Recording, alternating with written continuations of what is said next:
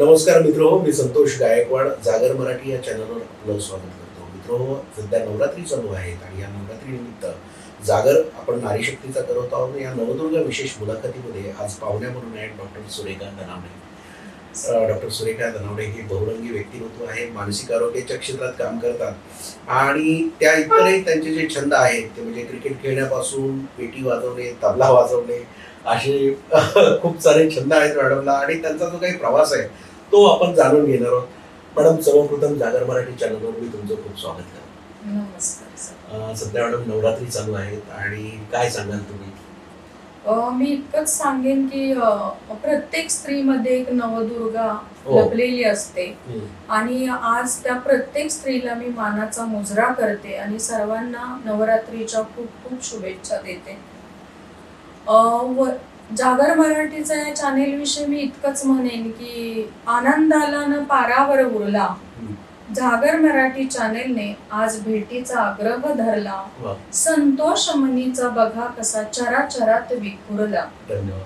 जागर मराठी चॅनेलला, या दर्जेदार आणि सुप्रसिद्ध चॅनेलला मी खूप खूप शुभेच्छा देते आणि मला या ठिकाणी संतोष सरांनी आमंत्रित केलं त्याबद्दल मी त्यांची शतशः ऋणी आहे. धन्यवाद सर. धन्यवाद. मॅडम, आमच्या प्रेक्षकांना तुमचं जे काही बालपण किंवा फॅमिली बॅकग्राऊंड या संदर्भात थोडी जरा माहिती द्या. सर, माझं बालपण खूप सुंदर गेलेलं आहे. म्हणजे ग्रामीण भागात हल्ली जे आपण म्हणतो की माझी माती माझा देश, हो, त्यानुसार खरोखर ते बालपण इतकं सुंदर गेलं. आम्ही शेतकरी कुटुंबात होतो. माझे वडील सरकारी नोकरीत होते, पण दोन्हीचा बॅलन्स त्यांनी खूप छान राखलेला आणि शिक्षणासाठी माझ्या त्यांनी खूप आग्रह धरला आणि जी काही आहे मी केवळ त्यांना शिक्षणाचं महत्व. कोणतं गाव तुमचं? गाव आमचं सातारा जिल्ह्यातील शेलटी हे गाव, कोयना धरणग्रस्त. आणि अशा रम्य ठिकाणी बालपण गेलं. तो रानमेवा खाऊन वाढलो, त्यामुळे मला वाटतं एक शरीर स्वास्थ्य चांगलं आहे. डॉक्टर, मग शैक्षणिक प्रवास कसा होता आणि मानसिक आरोग्याच्या क्षेत्रात यावं यामागे काय काय भूमिका होती? शैक्षणिक प्रवास सांगायला मला आवडेल, अगदी थोडक्यात सांगते. माझं लग्न जेव्हा झालं तेव्हा माझं शिक्षण कम्प्लीट नव्हतं, पण मी लग्न हे एका अटीवर केलं की मला शिकवणार असाल तर मी लग्नाला तयार आहे. कधीची गोष्ट? ही 92 ची गोष्ट आहे. आणि त्याच्यानंतर मी वैद्यकीय शिक्षण घेतलं. शारीरिक आरोग्य जोपासत असं लक्षात आलं की मानसिक स्वास्थ्य घराघरात बिघडलेलं आहे. अगदी. आणि मानसिक स्वास्थ्य जर चांगलं असेल, महिलेला घरातून चांगला सपोर्ट असेल तर ती खरं तर कुटुंबाचा एक कणा आहे. आणि तीच चांगली नसेल तर कोणतीच गोष्ट सुसह्य होऊ शकत नाही. तीच एक कुटुंब घडवत असते, मुलांचं पालन पोषण करत असते. तर माझ्या वैयक्तिक जीवनासाठी मला आनंदी राहायला आवडतं आणि त्या आनंदात कुठेतरी अडथळे येत होते. म्हणून मी पर्सनल काउन्सिलिंग हा पहिला हार्ट टू हार्ट फाउंडेशन कडे केला. त्याच्यानंतर मी आरईबीटी डॉक्टर आनंद नाडकर्णी सरांकडे केला आणि आनंद यायला लागला मला. आणि त्याच्यानंतर मी ट्रान्झॅक्शनल अनालिसिस थेरपिस्ट म्हणून पण हल्लीच कोर्स केला. तर अशा एक की चांगला समाज घडवायचा असेल आणि आपल्यालाही चांगल्या माणसांचा सहवास हवा असेल तर नक्कीच आपली ग्रोथ, आपली प्रगती चांगली होते. आणि म्हणूनच मी या क्षेत्राकडे वळले आणि बाकी कोणाला फायदा झाला पण माझ्या घरात खूप फायदा झाला.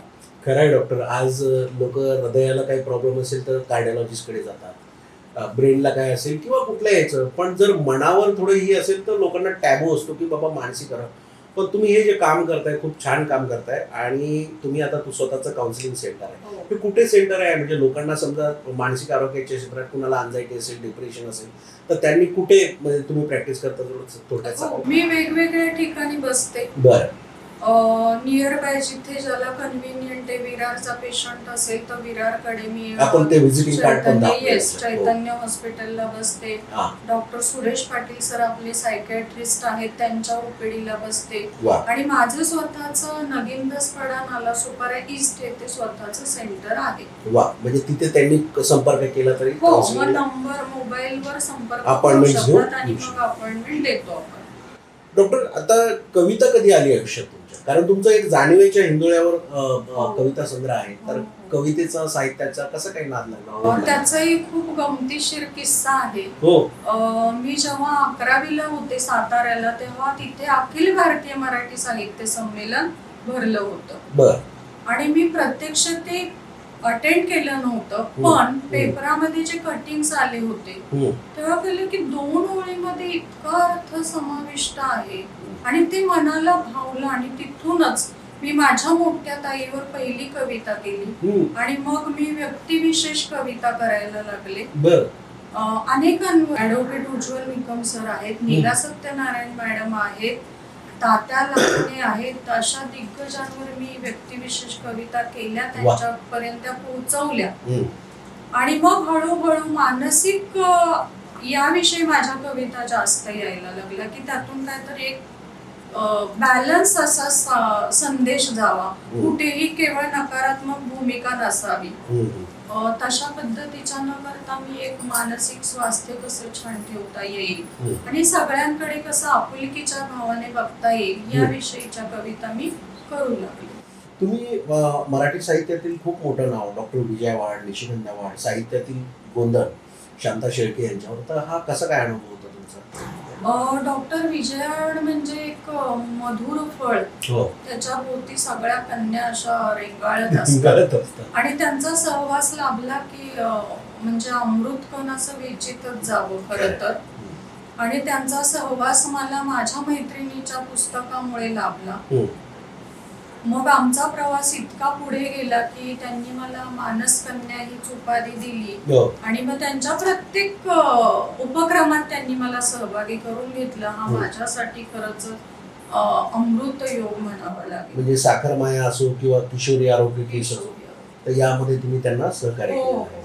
मग खाऊ कोश जो आहे त्याच्यातही तुम्ही लहान मुलांसाठी जो काही म्हणजे नेहमी मुलांना काय मॅगी पाहिजे टिफिनला, मग हे याच्यात काय सांगाल तुम्ही? तर डॉक्टर विजया वाड यांनी बरंच लिखाण हे मुलांसाठी केलं आणि त्यांना असा प्रश्न पडलेला की आईला प्रश्न पडतो की रोज बाळाला काय खायला देऊ.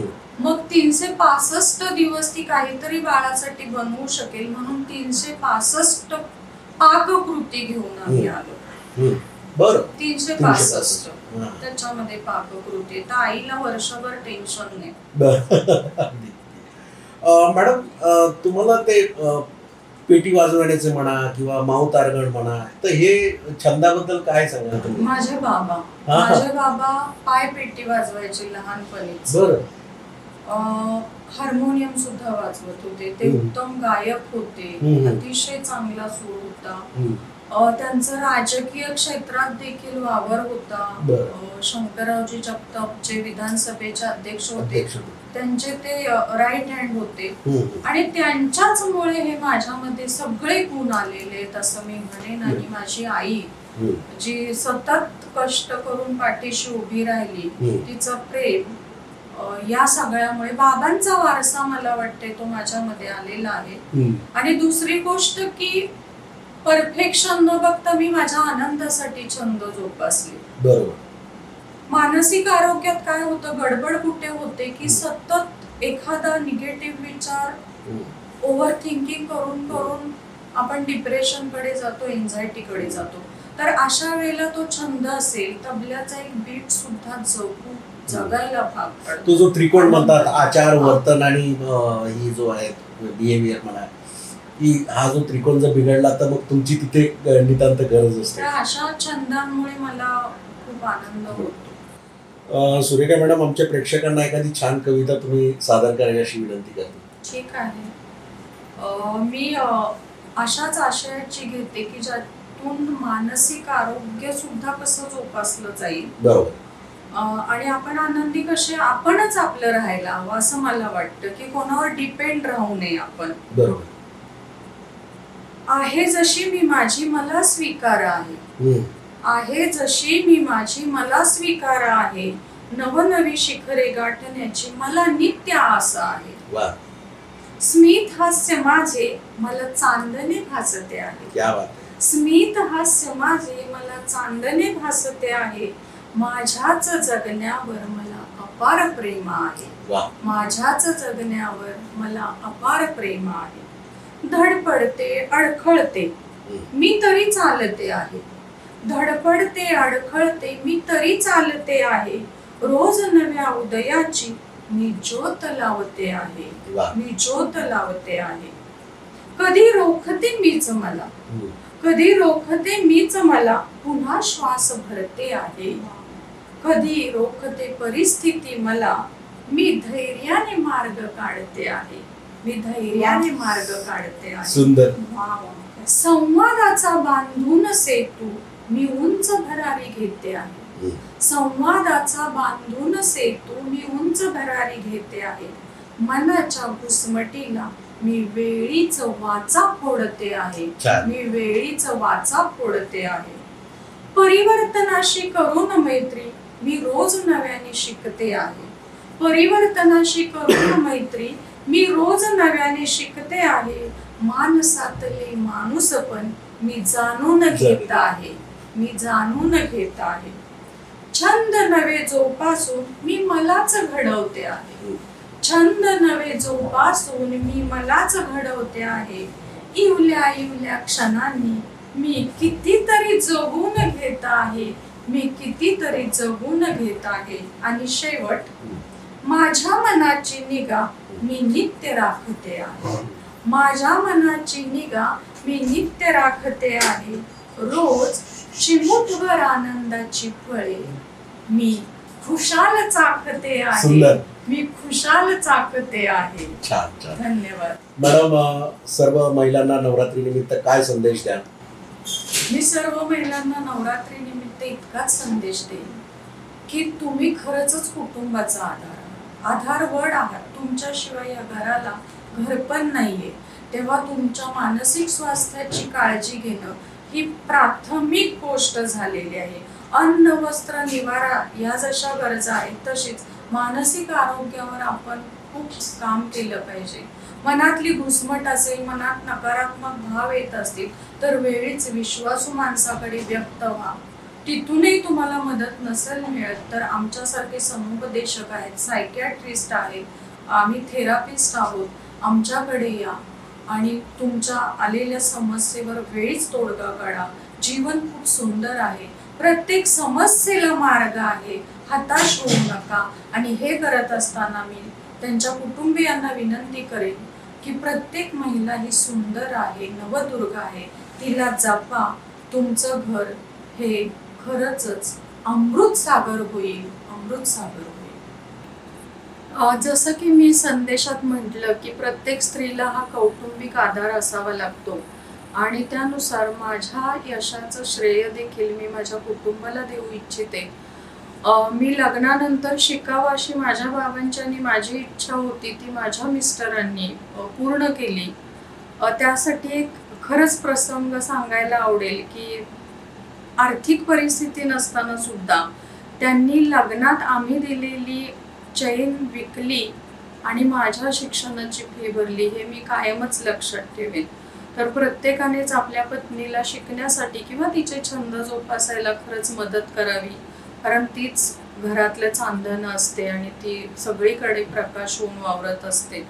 आणि म्हणून मला पुन्हा सांगावं असं वाटेल की माझ्या मिस्टरांनी मला नेहमीच सपोर्ट केला. प्रत्येक आज जे काही मी वावरत आहे खरं तर त्यांच्या सपोर्टशिवाय हे शक्य नव्हतं. माझ्यात स्वतःचा आत्मविश्वास आहेच पण कोणीतरी खरंच मदतीला लागतं. कोणा एकाने ते होऊ शकत नाहीये. आणि दुसरं श्रेय द्यायला मला आवडेल कुटुंबातच की माझा मुलगा जो माझ्या प्रत्येक इव्हेंटसाठी स्वतः तो मला काहीतरी सेलिब्रेट करायचा आणि मला पुन्हा उत्साह यायचा की पुढे काय करू, पुढे काय करू. अनेक पुरस्कार मिळत असतात आयुष्यात पण आपल्या घरातून देखील एक प्रेमाचा पुरस्कार मिळत राहिला तर अधिक बळ येतं. सो मी माझ्या कुटुंबाला मनापासून धन्यवाद देते. तर मित्र हो, या होत्या डॉक्टर सुरेखा धनावडे. त्यांनी जागर मराठी या चॅनलला त्यांनी मुलाखत दिली, त्यांनी वेळ दिला. आणि मॅडम तुमचं जीवन असंच चांगलं काय म्हणतात त्याला रसरशीत राहू दे आणि चांगले छंद तुम्ही जोपासा आणि you will the role model किंवा इन्स्पिरेशन आपल्या सर्व महिलांसाठी. तुम्हाला माहीत आहे तुम्ही मागे पण एकदा आपल्या कार्यक्रमाला आलेले आहेत. आपलं जागर मराठी चॅनल जे आहे ते मराठी भाषा संवर्धन प्रसाराचं काम करतं. आपल्या वसईतीलच कवयित्री भारती पवार यांचं म्हणाले हे पुस्तक मी तुम्हाला भेट देत आहे. थँक्यू सर, खूप खूप धन्यवाद.